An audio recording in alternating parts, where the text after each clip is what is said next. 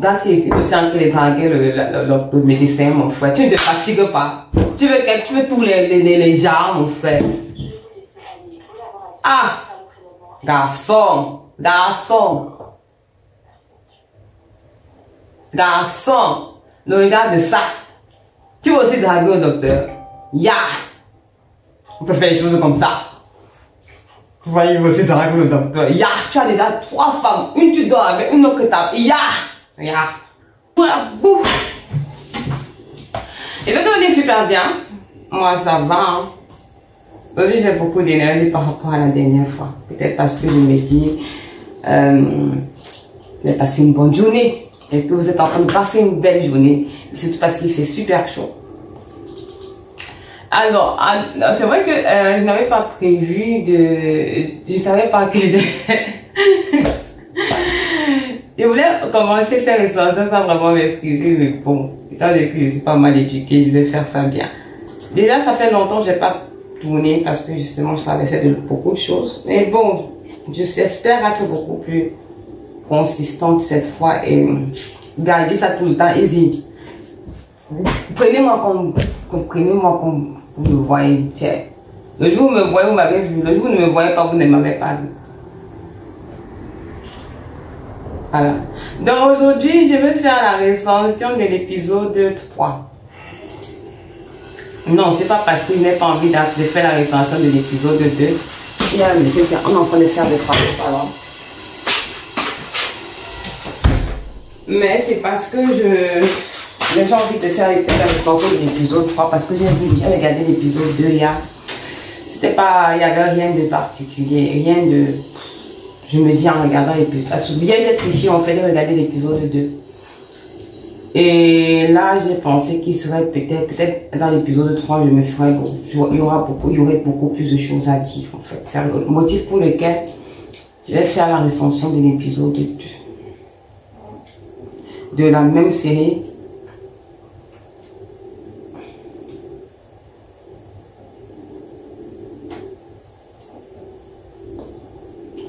De la même série que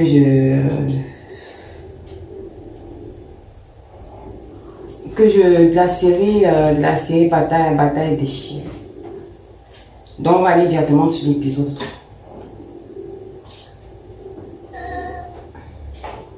Et ça commence maintenant. Il y a eu beaucoup de personnes qui ont aimé l'intro. L'intro de cette série. Ouais, c'est intéressant. C'est pas mal en fait. C'est pas mal.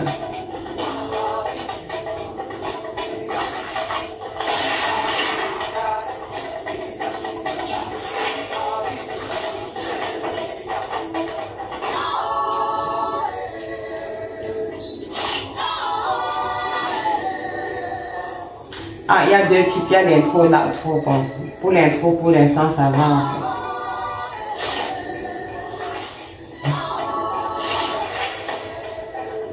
Ah, Elimba a 1,93 m. C'est grand, hein? Ce côté un peu, esprit criminel avec les noms, le sexe féminin et le sexe et les tailles, c'est assez particulier, c'est assez intéressant.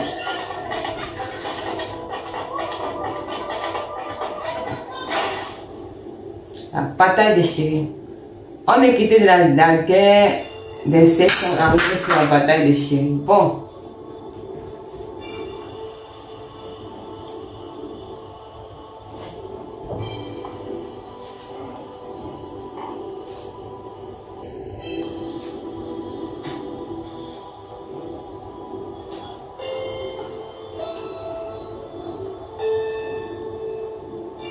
Et il y a une meilleure transition.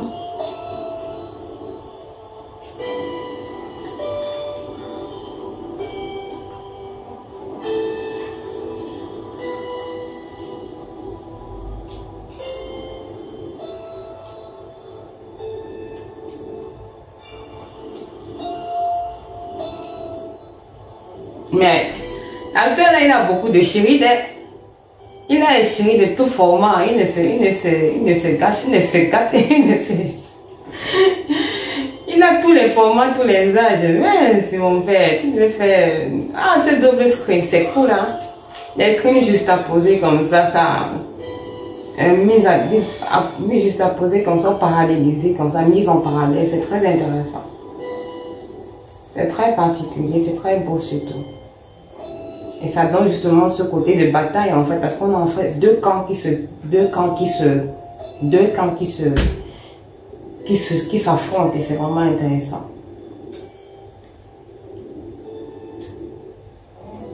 Au niveau du moving de caméra, je dois dire qu'il y a une nette évolution en fait. Vraiment une nette évolution. Ça, il faut saluer. Même si je ne suis pas très d'accord avec le pourquoi ils font les choses, au moins je dirais qu'ils évoluent. Voilà. Pour la femme du futur gouverneur de la région. J'en sais pas normal. Pardon, je ne veux pas parler de ça. D'accord, je m'excuse. Mais je ne comprends pas. Encore, voilà, j'ai un problème, j'ai un vrai et sérieux problème en fait avec les acteurs secondaires. Il y a ce qu'on appelle il y a l'acteur principal, l'acteur des opposants, il y a les acteurs principaux. Et puis il y a ce qu'on va appeler deux types d'acteurs, il y a les acteurs, il y a les opposants. Les acteurs ce sont des personnalités, des personnages en fait, qui sont associés à l'acteur principal. Et il y a les opposants, ce sont les personnages en fait qui sont associés on va dire aux méchants, à l'evil en général dans une série, dans un film, dans une série. Dans ce cas de figure, l'acteur principal, ça c'est clair puisque c'est la femme au foyer, l'acteur positif, l'actrice positive ici c'est Muriel Blanche.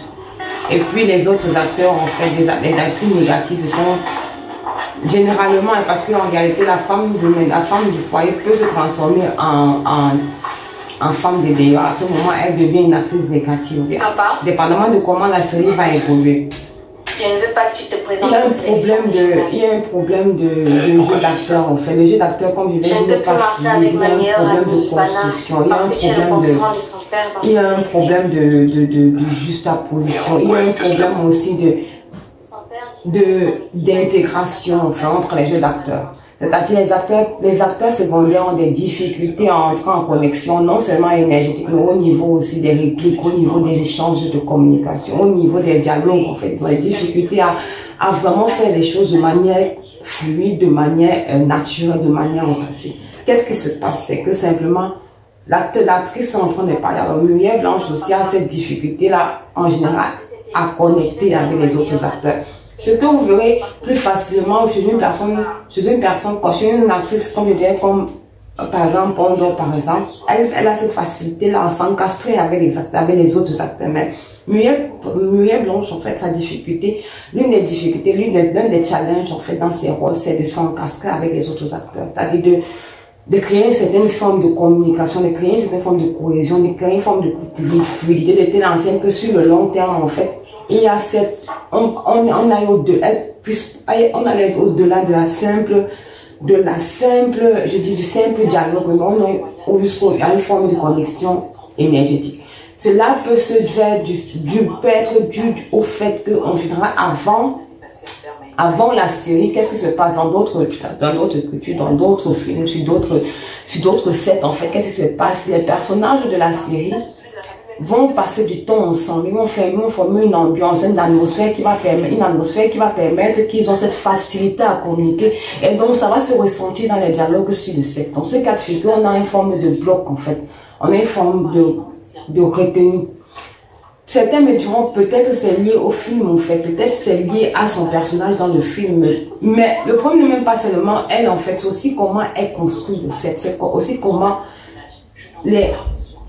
les acteurs sont directed, comment on les guide, comment ils sont guidés en fait, comment le réalisateur fait son travail. Et justement il y a ce problème de fluidité. Le réalisateur ou la personne qui réalise ce film n'arrive pas à connecter, à guider les acteurs, à part Muriel, parce que un peu Muriel polarise en fait ce personnage principal pour l'instant, pour ce que je vois, parce qu'elle peut muter avec le temps, elle peut devenir un personnage secondaire avec le temps. Les acteurs n'arrivent pas à, je veux dire, Muriel Blanchet polarise les acteurs parce que tout se passe dans les premiers épisodes autour d'elle.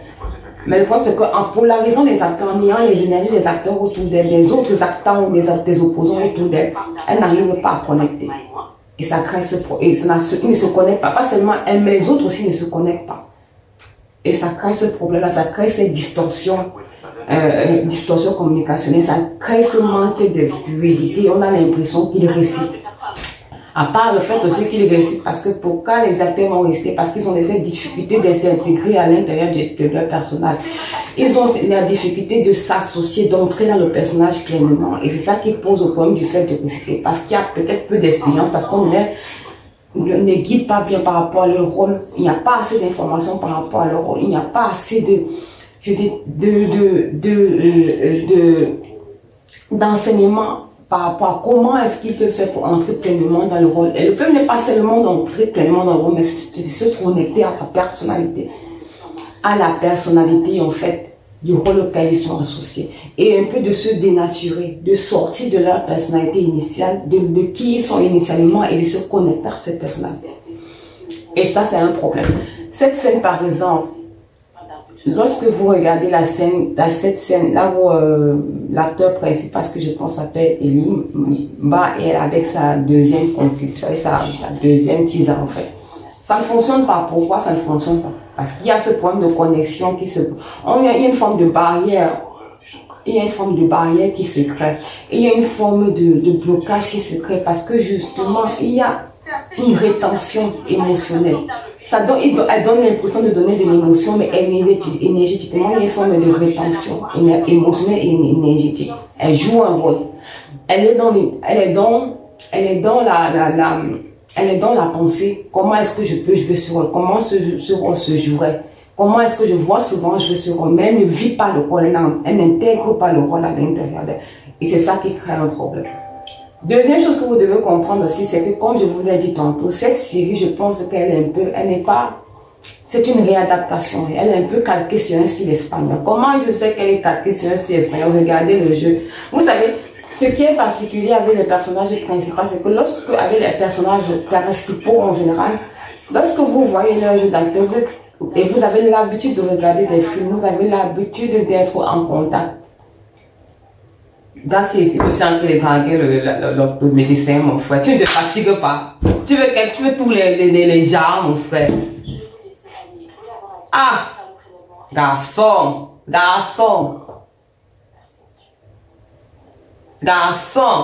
Le regard de ça. Tu veux aussi draguer au docteur. Ya! On peut faire des choses comme ça. Vous voyez, vous aussi draguer le docteur. Ya! Tu as déjà 3 femmes. Une tu dors avec, une autre que t'as. Ya! Ya! Ah! Bref, on revenait bien sur ça. Garçon! Bonjour madame. Bonjour madame. Ça ne va pas madame? Qu'est-ce qui ne va pas? Bref, je reviens sur ce que je disais, que ça crée ce problème de polarisation, je me rappelle, parce que le gars, c'est ma choqué. Tu as déjà 3 femmes, tu veux encore tu veux demander quel format de femme, et Limba, tu veux quoi? Ouais, Seigneur Jésus, on avait fait quoi aux hommes, non, mon frère. Et puis ce n'est qu'une histoire de chasser, c'est juste parce qu'il voit une nouvelle fois là, il faut qu'il chasse. Il est un chasseur, c'est un chasseur. Bon, c'est quand même les mâles alpha du Cameroun, on va faire comment, vous êtes comme ça. Mais vous aussi, on est dans le casseur, respectez un peu, respectez-vous. Bref, ce n'est pas ce que je... L'histoire est bien décontractée, excusez-moi. Bon, comme je disais tantôt, je suis un peu perdue. Donc ça crée cette déconnexion là. Il faut aussi comprendre que lorsque ce sont des séries espagnoles, lorsque vous regardez le personnage principal, le jeu d'acteur du personnage principal, donc des personnages principaux, vous pouvez facilement, et lorsque vous avez l'habitude de regarder les films et que vous connaissez les genres culturels cinématographiques qui existent, vous allez comprendre facilement en fait à quel genre se rapporte le film. Dans ce cas de figure, on est face à un film qui est je dirais une forme de réadaptation en fait de la culture espagnole. Des films, des novelas espagnoles. C'est le motif pour lequel dans la scène où la jeune, l'une des teasers, la teaser de Elimba va l'embrasser, en fait, on aura l'impression que c'est une scène déconstruite, c'est une scène irréelle, c'est une scène qui ne se connecte pas, on ne se retrouve pas simplement parce que culturellement parlant, c'est une scène qu'on a l'habitude de voir hors de notre culture, c'est une scène qu'on verra à l'extérieur des novelas en fait, mais surtout parce que ça ne résonne pas avec notre façon d'être en tant que femme. camerounaises en général. Et de plus, ce qui va encore exacerber ces sentiments, c'est la façon avec laquelle la scène est récitée par les acteurs. Voilà. Parce qu'enfin, en camerounais, qu'on se connaît, il est difficile qu'une femme comme va agir comme elle a agi. Maintenant, après, je ne peux pas gérer, je ne peux pas considérer, je peux être le faux. Parce que là, je parle d'un pourcentage, mais il y a près de 23 millions, on est à près de 23 à 27 millions au Cameroun. Oui, près de 27 à 28 millions de personnes au Cameroun. Donc, même si j'utilise un pool en fait de femmes, je ne pense pas pouvoir ressortir tous les stéréotypes de femmes qui existent au Cameroun, tous les stéréotypes des hommes. Il doit y en avoir beaucoup. Mais il y a des principaux, il y a des têtes de file, il y a des personnalités spécifiques qu'on va retrouver dans la majorité des cas de figure. Comme par exemple la personnalité de Marie Pondon en fait, de Mademoiselle de Pondon en fait, ou bien le comportement de Madame.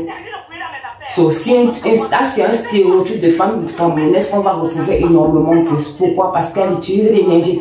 Elle utilise non seulement les expressions faciales, la rythmique corporelle, elle utilise aussi les mimiques émotionnelles et le mot de visage. Dans ce cas de figure, on va retrouver plus ce stéréotype de la femme camerounaise, mais d'un certain niveau social en fait.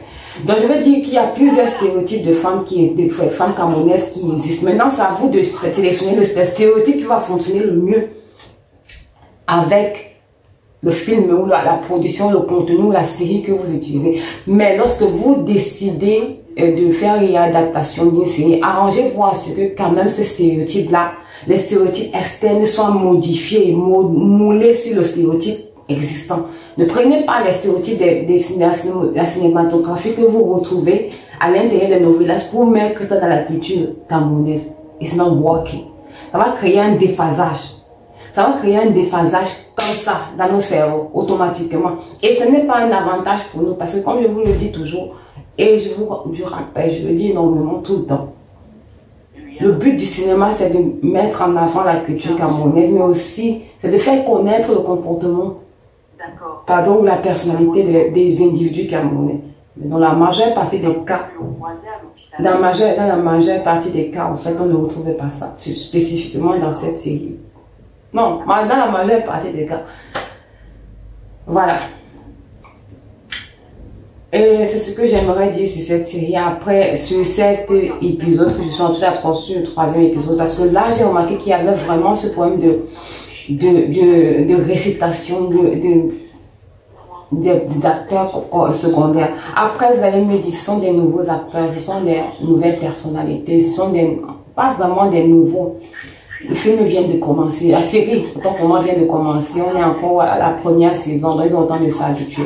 Mais lorsque vous lancez une série, il y a ce qu'on appelle la période de connaissance et d'adaptation, avec le rôle, avec le script, avec le cast, avec la team en général. Et dans cette période-là que la série déjà commence à se construire, on n'attend pas d'être sur le set avant de commencer à construire une série. Donc, et là par contre, ça n'a pas été fait. Une chose particulière que je représente, à part un autre stéréotype en fait, des femmes camerounaises, c'est cette dame-ci, sa fille et je pense c'est Pondon en fait. Ils ont des énergies similaires. Simplement que pour l'autre c'est plus jeune, pour la dame c'est beaucoup plus mature et pour le sexe c'est beaucoup plus moyenne. Mais l'énergie est similaire autour de nous. Que ce soit l'énergie, que ce soit l'énergie, que ce soit l'énergie, que ce soit, mais c'est un beau jeu d'acteur, putain. Je vais aimer Elimba à nouveau. On va parler d'elle en fait. Je connais pas son nom, mais je pense que je vais parler. Elle a un jeu d'acteur magnifique, ça c'est pas possible. Ce qui me plaît, quand je reconnais, moi je reconnais, comme je vous l'ai dit, je vous l'ai déjà dit plusieurs fois, à plusieurs reprises en fait. Comment je reconnais un jeu d'acteur bien fait? C'est quand la personne ne parle pas. Pas la personne ne parle pas. Quand l'acteur ne parle pas, quand dans un rôle, un acteur ne parle pas, mais sans parler, il réussit à exprimer des émotions. Il réussit à projeter une énergie émotionnelle puissante de telle enseigne que le spectateur réussit à se connecter à cette énergie. Là, cet acteur est un très bon acteur, ou bien c'est un très bon acteur en devenir. C'est dans le silence qu'on reconnaît les bons acteurs, ce n'est pas dans le parler. C'est dans l'émotionnel, sa capacité émotionnelle à se connecter avec l'audience. C'est dans sa capacité à se connecter énergétiquement avec l'audience.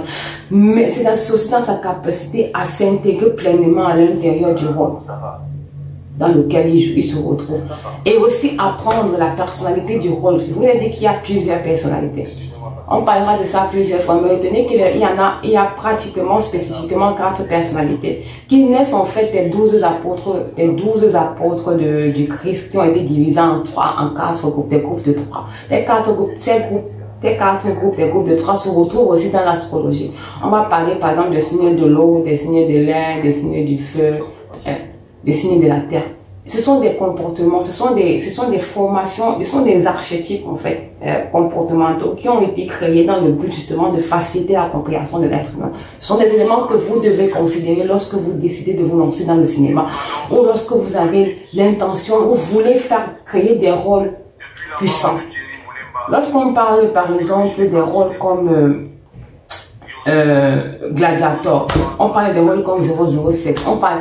Ce n'est pas, vous verrez que dans d'autres cultures, en fait, ou bien qu'on parle des rôles avec Jet Li, ou bien des rôles avec des hommes des arts martiaux chinois, vous verrez un tipeur, parce qu'il y a aussi Jackie Chan qui n'est pas dans cette archétype. Vous devez comprendre une chose.